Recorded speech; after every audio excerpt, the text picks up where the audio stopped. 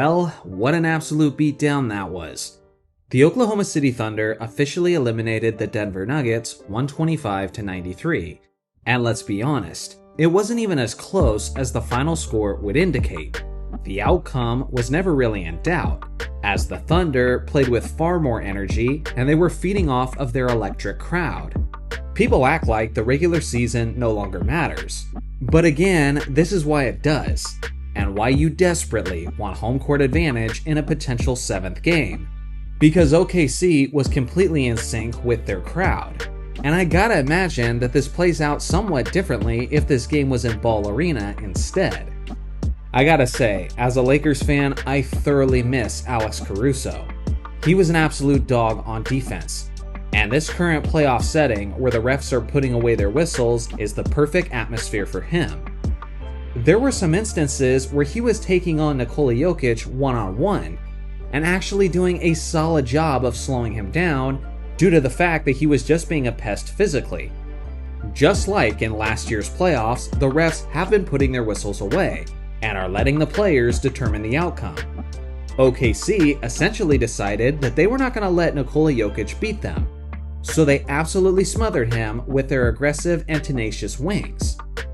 Although the Joker only finished with 5 turnovers, to me it seemed like he had 10 turnovers, as he often seemed lost on how to handle such smothering defense.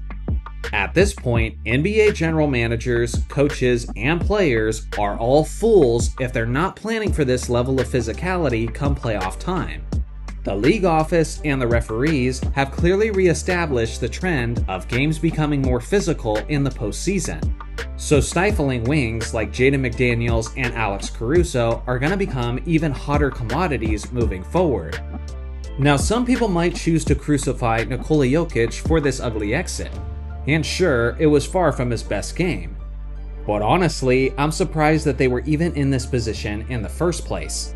He's been lacking consistent help all year long, and they fired their head coach a week before the playoffs started. Russell Westbrook was always seen as a risky wild card. Aaron Gordon was clearly hampered by his hamstring injury in Game 7, and the inconsistent Jamal Murray disappeared just when the Joker needed him, as he finished the contest with 13 points on 6 of 16 shooting, including a brutal 1 of 8 from 3-point range. With that being said, at the very least, I do think this warrants people pumping the brakes on pushing Jokic into the conversation of the select few greatest centers of all time. His time will come, but personally, I'd like to see him win a bit more first.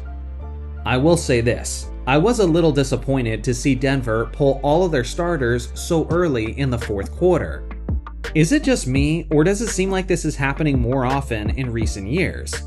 It's like, come on guys, your entire season is on the line, and great historic comebacks have happened in the past. But those comebacks would have never happened if the teams never even tried in the first place. At the very least, have Jokic, Murray, and Brown start chucking up threes and hope for a miracle. But not even attempting a comeback just makes me happy that you lost with your lack of a fighting spirit. At the end of the day, OKC was just ultimately better. In a similar fashion to the Lakers and Wolves series, one squad just had a more complete and cohesive unit, and took advantage of the other team's weaknesses. At this point, most people believe that SGA is going to win the MVP, and I do think that's going to sit better with those people after this performance, as he dropped an efficient 35 points and added 3 big steals.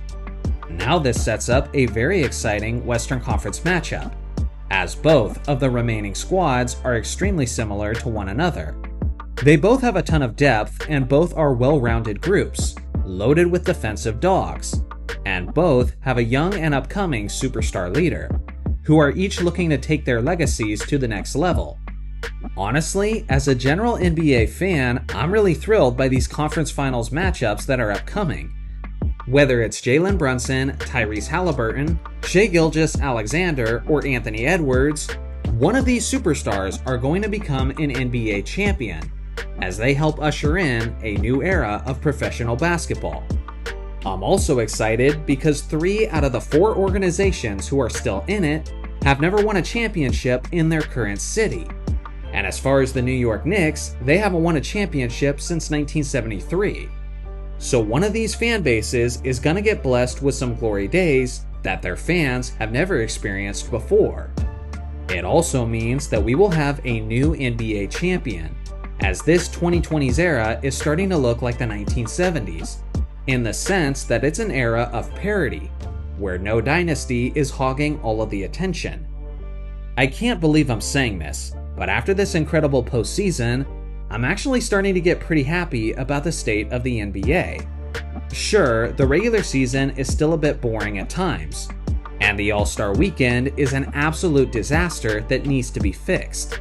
But if the last 2 years are any indication, then quality playoff basketball is back and here to stay, as this is the kind of intense and fantastic level of competition that can be enjoyed by both modern fans and older fans alike. So what do you guys think? Are you enjoying these NBA playoffs? And who do you think is going to win the championship? Personally, I have a hard time seeing anybody beating OKC 4 times. But I'd love to hear your thoughts in the comments section below. Thanks for watching as always, make sure to like and subscribe for more basketball content, and I'll see you guys in the next video.